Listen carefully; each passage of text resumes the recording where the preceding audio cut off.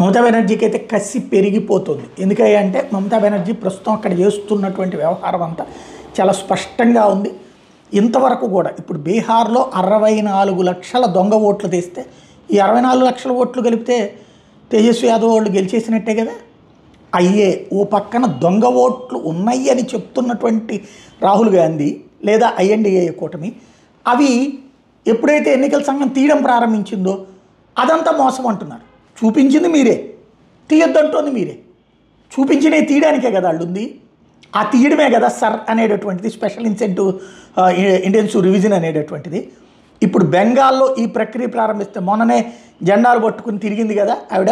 ఇప్పుడు అక్కడ తేలింది ఏంటి అంటే 34 లక్షల ఆధార్ కార్డు హోల్డర్స్ వెస్ట్ బెంగాల్లో ఉన్నటువంటి వాళ్ళు, చనిపోయినటువంటి వాళ్ళు ఉన్నారు 34 లక్షల మంది.